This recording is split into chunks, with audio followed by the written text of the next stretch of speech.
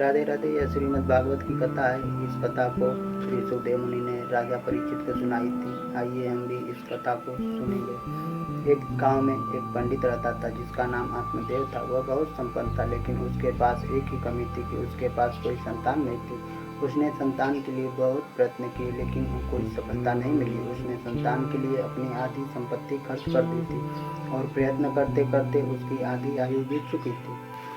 इतना वह भाग्यहीन था कि उसके पास जो गाय थी वह भी बच्चा नहीं देती थी। वह जो पेड़ लगाता उसे फल नहीं आते थे और जो फूलों को सींचता उसमें भी फूल नहीं फूलते थे। इससे वह बहुत परेशान रहता था। वह अपने भाग्य को कोसते हुए एक दिन अपने घर से निकल पड़ा और एक कुएं के पास जाकर बैठा था। उसी समय एक महात्मा वहाँ पर आए। आत्मदेव ने महात्मा को देखते ही उनके पास गया और फूट फूट कर रोने लगा। तब महात्मा ने उस ब्राह्मण से रोने का कारण पूछा। तब उस ब्राह्मण ने अपनी आप बीती सुनाई। महात्मा बहुत तत्वज्ञानी थे।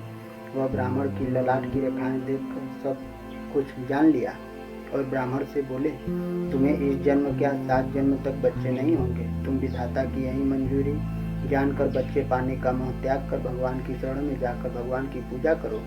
लेकिन वह ब्राह्मण नहीं माना और महात्मा से बोला कि आप किसी भी तरह मुझे पुत्र दीजिए, ऐसे मैं आपके सामने सर पत्थर पर पीट पीट कर जान दे दूंगा।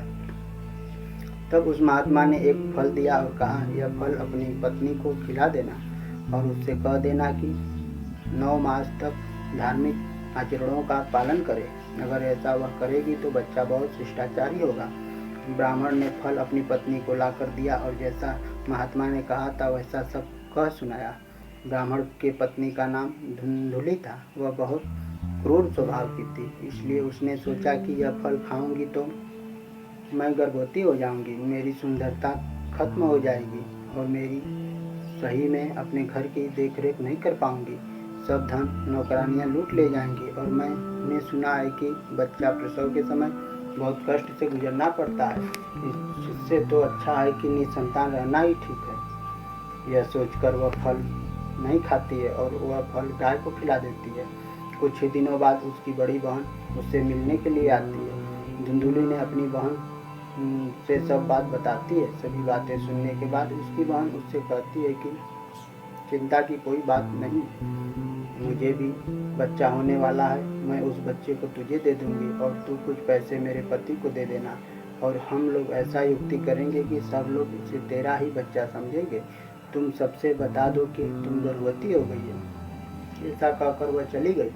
इधर धुंधुली ने वैसा ही किया जैसी उसकी बहन ने बताई थी।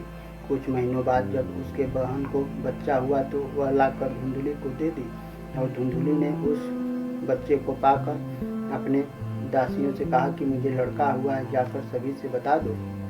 तब आत्मदेव को मालूम हुआ कि मुझे लड़का हुआ है तो उन्होंने उनके खुशी का ठिकाना न रहा। उन्होंने बधाई के तौर पर बहुत धन लुटाए। तभी उनके गाय को भी एक बच्चा हुआ जिसका पूरा शरीर मनुष्य का था और कान गाय को पड़ा था, इसलिए उसका नाम गोकर्ण पड़ा और धुंधुली ने अपने लड़के का नाम धुंधकारी रखा। गोकर्ण बचपन से ही साधु स्वभाव के निकले और इधर धुंधुकारी बचपन से ही क्रूर स्वभाव का निकला। वह अपने छोटे उम्र के बच्चों को खिलाने के बहाने कुएं में ले जाकर फेंक देता था। जब थोड़ा बड़ा हुआ तो चोरी करने लगा और थोड़ा बड़ा हुआ तो जुआ खेलने लगा। उसकी दिन पर दिन आदत बिगड़ती गई। अपने माँ बाप की भी नहीं सुनता था। ऐसा करने से उसकी संपत्ति सभी खत्म हो चुकी थी। आत्मदेव ने सोचा कि ऐसे कुपुत्र से तो अच्छा होता कि मुझे पुत्र ही न होता। वह एक दिन अपने माँ बाप को भी बहुत मारा। तब आत्मदेव ने गोकर्ण के पास गए और बोले कि हे पुत्र, मुझे कोई राह बताओ जिससे मेरी सद्गति बने। तब गोकर्ण जी ने उनको वन जाकर भगवान की पूजा तपस्या करने को कहा। आत्मदेव वन को चले गए। इधर गोकर्ण ने भी गांव घर को छोड़कर तीर्थों में चले गए। एक दिन अपनी माँ को बहुत पीट पाट कर वह पूरी संपत्ति ले जाकर बेच दिया। रात में माँ को कुछ दिखाई न देता था और रात में रास्ते में एक कुआं था, उसमें जा गिरी और वह मर गई। अब धुंधुकारी वेश्याओं के पास जाने लगा और खुश करने के लिए उन्हें वह चोरी करने लगा। तब वेश्याओं ने एक दिन यह सोचा कि यह चोरी कर रहा है और पकड़ा गया तो राजा पूछेंगे कि चोरी किसके लिए करते हो, तो यह हमारा नाम बता देगा, तो इसके साथ हम भी दंड का भागीदारी होना पड़ेगा। तब उन्होंने आपस में यह विचार बनाया कि हम इससे सब धन लूट कर इसको जान से मार देंगे और कहीं दूसरी जगह भाग जाएंगे। तब उन्होंने रात को सोए हुए धुंधकारी को गला दबाकर मार डाला और उसके घर के आंगन में उसे गाड़ दिया और गांव वालों को पूछने पर कह देती थी कि अब की बार धन की तलाश में कहीं दूर चला गया है, और अपने भी दूसरे गांव को भाग गई। इधर धुंधकारी प्रेत बन गया और हवा रूपी बौंडर बनकर इधर उधर भटकता रहता था। गोकर्ण ने दूसरों के मुख से जब सुना कि उनका भाई मारा जा चुका है, तब उन्होंने उसके आत्मा की शांति के लिए गया में जाकर श्राद्ध करवाया और घूमते घूमते अपने गांव को आए और रात में अपने घर के आंगन में जाकर चारपाई पर सो गए। तभी आधी रात बीतने पर अजीब अजीब आवाज़ें सुनाई देने लगी। जब अपने नेत्र खोले तो देखे कि कभी शेर कभी कुत्ता बनकर उनको डराने की कोशिश कोई कर रहा है। तब उन्होंने कहा कि तुम कौन हो, जो भी हो तुम हमारे सामने आ जाओ, ऐसे अच्छा नहीं होगा। तभी धुंधकारी अपने रूप में आया, लेकिन उसमें बोलने की शक्ति नहीं थी। तब गोकर्ण जी ने अपने कमंडल से जल निकालकर उसके ऊपर छिड़के और वह रो रो कर अपना सारा वृत्तांत कह सुनाया। तब गोकर्ण जी ने कहा, मैं तुम्हारे लिए तो गया में जाकर श्राद्ध कर्म करवाया, तब पर भी तुम्हारे आत्मा को शांति नहीं मिली, तो मैं क्या करूं? तब धुंधकारी ने बोला कि मुझे सैकड़ों गया श्राद्ध से मुक्ति नहीं मिल सकती, कोई दूसरा उपाय कीजिए। तब गोकर्ण जी बहुत विचार किया, परंतु कोई विचार न सूझा। सुबह होते ही सब लोगों का जमावड़ा शुरू हो गया कि गोकर्ण जी आए हैं, चलिए उनके दर्शन कर लें। सभी लोगों से गोकर्ण जी ने रात में बीती हुई बातों को बताया तो सभी ने यही कहा कि जिस आत्मा की सैकड़ों गया श्राद्ध से मुक्ति नहीं हो सकती, तब उस आत्मा की मुक्ति होना असंभव है। लेकिन गोकर्ण जी ने नहीं माना। गोकर्ण जी ने बहुत विद्वानों व अपने श्रेष्ठ संतों से विचार विमर्श किया तो सबने यही कहा कि अब तो सूर्यदेव जो कहेंगे वही करना चाहिए। गोकर्ण जी बड़े तपस्वी मुनि थे।